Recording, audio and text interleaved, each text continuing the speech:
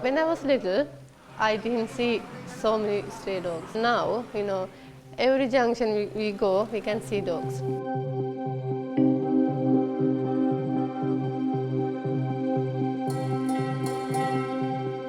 The Sri Lankan street dog is a part of the life in Sri Lanka and in the communities. There is this perception that, they're useless and they're unwanted.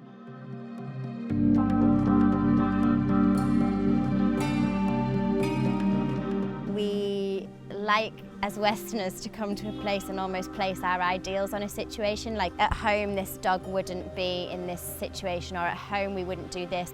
Yes, street dogs need veterinary care, and that's what we're here for. But the reality of the situation here is totally different to what I had expected when I first arrived. As long as they're cared for, they're fed, and actually they're far more happier because they're free and they can do their own thing. Life for an own dog in Sri Lanka, it's one of the biggest welfare issues I've seen in my career. We see probably once or twice a month chains embedded in dogs' necks. They've just been bred and overbred. That dog gives you as much puppies as possible, and then you get rid of her when she's no longer useful. For me, the issue is not street dogs. The issue is the way owned dogs are treated here.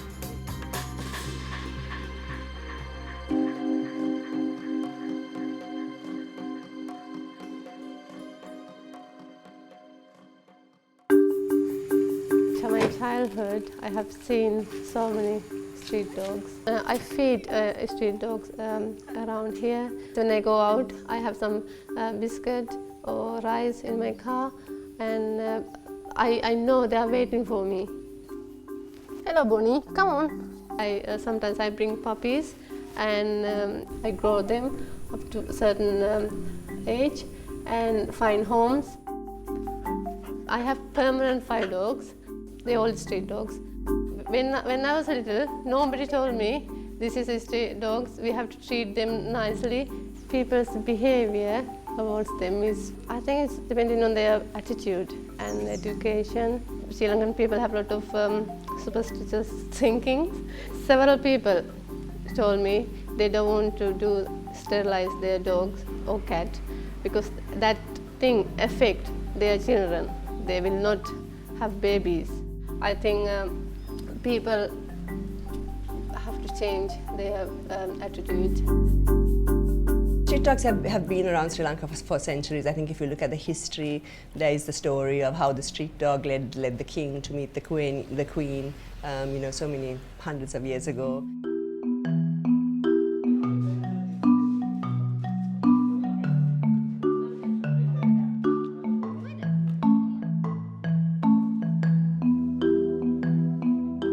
So I started a fashion business 30 years ago, and from basically from the boot of my car to being Sri Lanka's most well-known department store, and I have a very big social media following. And I thought, what is the one thing maybe that I could help and make a big difference on?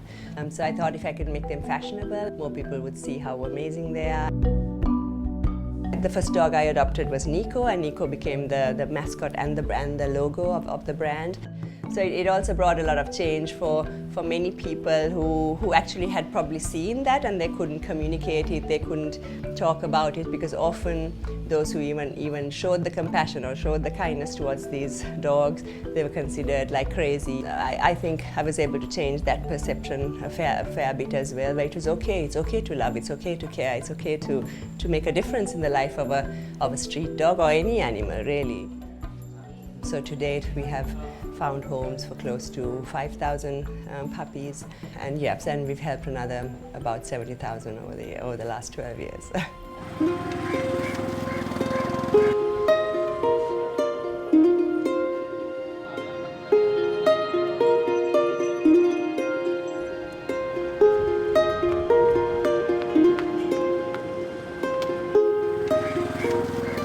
So this is a girl, we actually named her Pumpkin. We've seen her before. We saw her about Yeah, about 5 years ago when I first arrived, we neutered her back then and tried to treat her mange, but she is literally the only dog that has never responded to mange treatment. But as you can see, she is well fed, she's well treated, she's super happy on the street. She's in exactly the same territory that she was in 5 years ago. So she's just come in today because she's got a tiny little mass that we're going to remove, and we'll pop her straight back into her territory this afternoon. We do not believe in having shelters for street dogs here in Sri Lanka, and the reason I believe that is because I've lived here, I've seen it, I've been involved in it, and I know that these dogs value their freedom more than anything. These dogs are almost a breed in themselves, so they've lived on the streets for generations. They find confined spaces extremely stressful. If the animal is a tiny puppy when they come to us, obviously we keep those and we rehome them locally. We like, as Westerners, to come to a place and almost place our ideals on a situation. Like, at home this dog wouldn't be in this situation, or at home we wouldn't do this.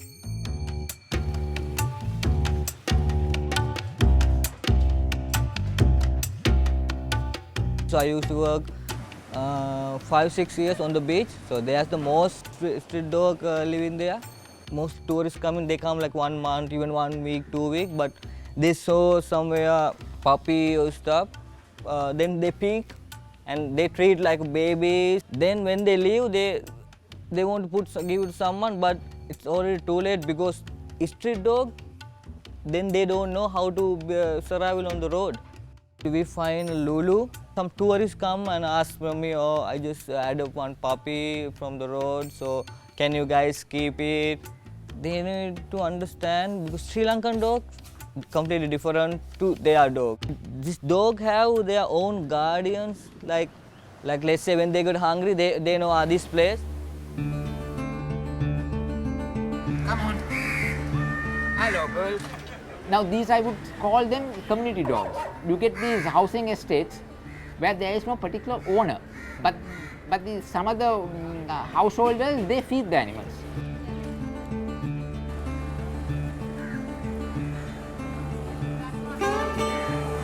Yeah.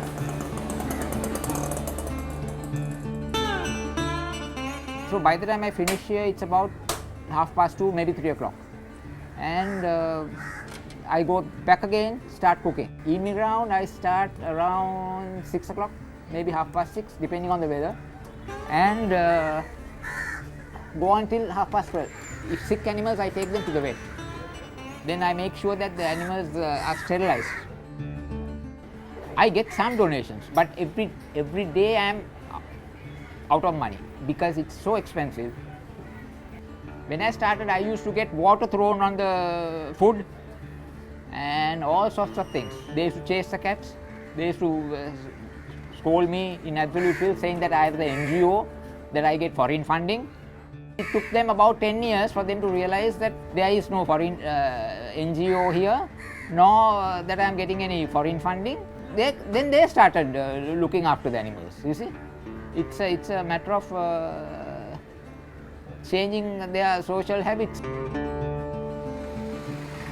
So veterinary care is a component that is missing for street dogs. There aren't many vets in this country that purely treat street dogs, and you can understand that because they need an income. You don't get an income from street dogs. But it's just that I think the profession is also thought of as a bit of a second-rate job. Most commonly we do see street dogs. We are now seeing a lot of owned dogs as well because the issue isn't quite what it seems. It's still a very new thing that pure breeds even need rescue. So when we say that Tales of Freedom works with pure breed dogs, there's that initial 5 minutes of us explaining they're pure breed dogs, we find them on the road, because people in their minds, pure breed dogs stay loved in a home. I think she longs to get out. So dogs generally shouldn't be bred their first heat. You've got to leave at least 2 heats in between.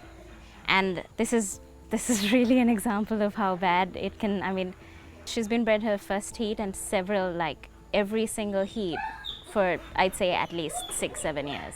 This is not the shape she should be. All of this should be so much higher up. So she had a lot of tumors. She had a lot of mammary tumors. That dog gives you as much puppies as possible, and then you get rid of her when she's no longer useful.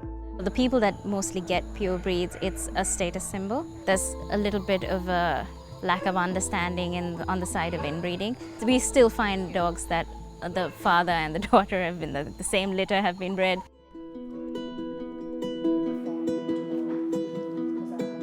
This is Rocky. Rocky came in about a week to 10 days ago. He's an owned dog that had been living on a chain in his owner's garden. The chain had been too tight around his neck, and where he'd been getting quite lively, because he's quite a young dog, it has sort of ripped through his neck. It happened for maybe several days before he came to us, so by the time he got to us it was infected with maggots, it was really embedded into all of the skin and the tissue. We see that all the time with owned dogs, like they're mostly on chains or mostly in kennels this big. You know, we see German Shepherds in kennels that are 1 metre squared, and people don't know that's wrong. I mean, in Colombo it's totally different, and we do see exceptions, but from my experience, the vast majority are not treated in an acceptable way. But we have no animal welfare laws here that we can rely on to be able to, say for example, take a dog away from an owner that's being abusive. So for me, street dogs have it way better. The risks are higher for sure.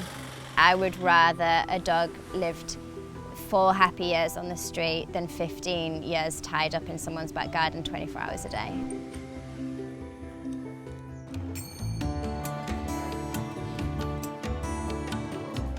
I do see change, and I do see positive change, and I will continue to do as much as I can to speak for them, for street dogs and all animals. There's so many who want to do good, and I just want to give the platform and the opportunity for more of that to come out. So it's a collective change that has to happen.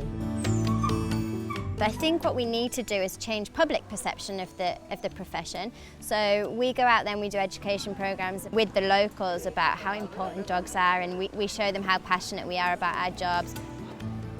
Yes, street dogs need veterinary care, and that's what we're here for, but Sri Lanka is full of animal lovers and people who are super, super intelligent. There's absolutely no reason that those two things can't be coupled to produce amazing vets.